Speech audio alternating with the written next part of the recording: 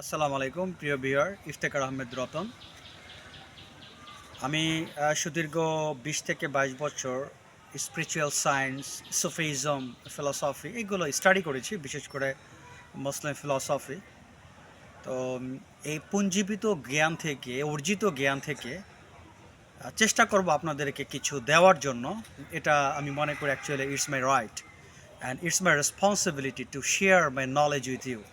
এটা আমার দায়িত্ব যে আমার অর্জিত যে বিষয়গুলো কিছুটা হলো আপনাদের সাথে শেয়ার করবো ইনশাআল্লাহ। আজকে একটা বিষয় নিয়ে আলোচনা করব, এটার নাম হচ্ছে মায়া। মায়া মায়ার অর্থটা কি? আমরা যে সন্তানকে ভালোবাসি, এই যে আদর বা ভালোবাসা, আসলে মায়াটা এই ক্ষেত্রে নয়। মায়াটা হচ্ছে একটা ফিলোসফিক্যাল টার্ম। মায়াটা আমি যে আলোচনা করব, মায়াটা সম্পূর্ণ একটা অন্য অ্যাঙ্গেলে। এটা হচ্ছে একটা দার্শনিক ভাষা, মায়া।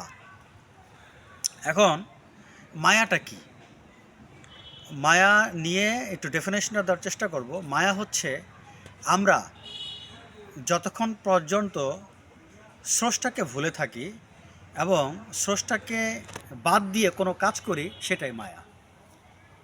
এক কথা যদি আপনি বুঝে নেন, স্রষ্টাকে বাদ দিয়ে কিছু করা হলে সেটাই মায়া। বা যেই কাজের সাথে স্রষ্টা ইনভলভ নয়, যেই কাজের সাথে যেই কাজের সাথে আমাদের উদ্দেশ্য স্রষ্টা থাকেন না, আল্লাহ থাকেন না, সেটাই মায়া। এখন আপনি টাকা পয়সা অর্জন করছেন, যদি আপনার উদ্দেশ্য থাকে ধন সম্পদ অর্জন করা, সুনাম অর্জন করা, স্ত্রীর সন্তানদের মন জয় করা, এটা মায়া হবে। কিন্তু আপনার যদি উদ্দেশ্য থাকে আমি এটা টাকা পয়সা অর্জন করছি, তাদের যতটুকু প্রয়োজন তাদেরকে দিব, আল্লাহ পাককে খুশি করার জন্য আমি আমার দায়িত্ব পালন করব। যেহেতু আমি একজন মানুষ, আল্লাহ পাক আমাকে দায়িত্ব দিয়েছেন সন্তান স্ত্রী তাদেরকে মানুষ করা, তাদেরকে ভরণ পোষণ করা, তাহলে সেটা মায়া হবে না। কিন্তু আপনি যদি আল্লাহকে খুশি না করার জন্য, তাদেরকে খুশি করার জন্য, স্ত্রীর মন জালাপ করার জন্য, সন্তানের মন জালাপ করার জন্য আপনি কোনো ধর্মীয় আপনি যা কাজ করেন, সেটা মায়া। এটা হচ্ছে বিষয়টা। আপনি একজন আলেম মানুষ, আপনি মানুষকে ধর্মীয় উপদেশ দিচ্ছেন, আপনি মানুষকে আল্লাহর পথে নিয়ে আসছেন। যদি আপনার উদ্দেশ্য থাকে সুনাম অর্জন করা, অথবা আপনার উদ্দেশ্য থাকে টাকা পয়সা অর্জন করা, সেটাই মায়া। আবার মায়া নিয়ে যারা শিক্ষা দিচ্ছে, অনেক দার্শনিক আছেন মায়া কাকে বলে এটা বোঝানোর চেষ্টা করছেন।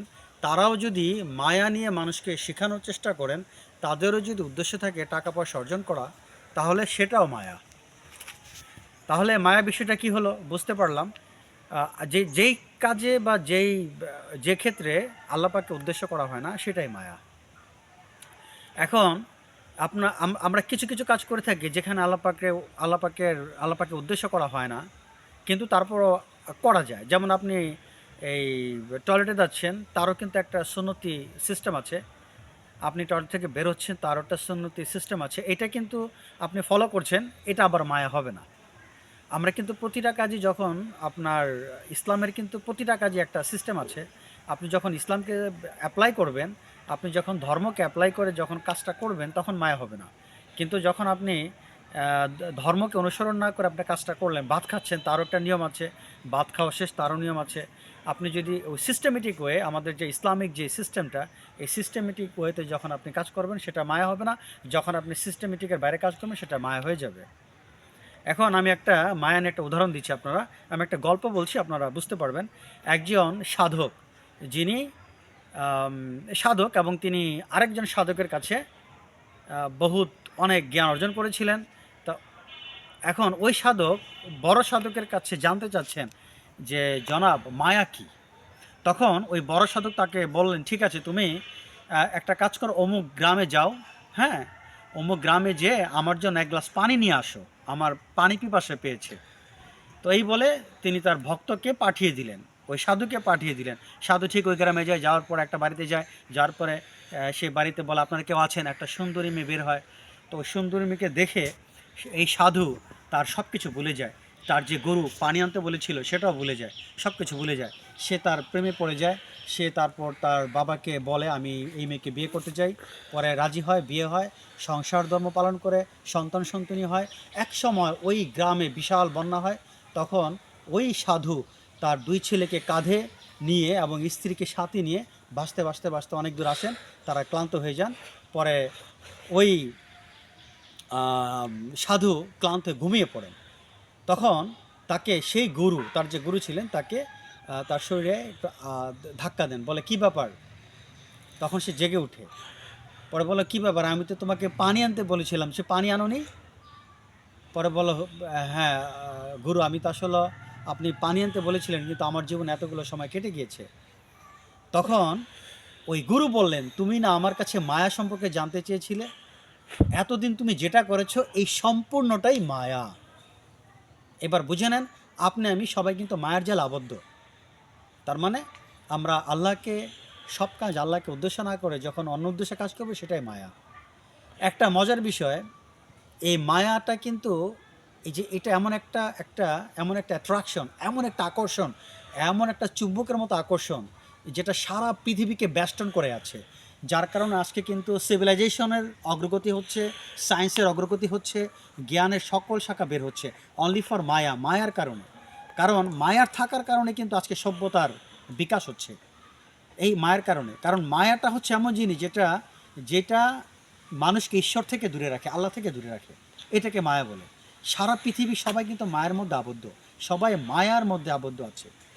এটা আল্লাহ পাকের একটা বিশেষ একটা, তার একটা বিশেষ একটা, বলা যে একটা পাওয়ার, যে পাওয়ারটা তিনি ছায়ার মতো ঢেকে রেখেছেন সারা পৃথিবীকে।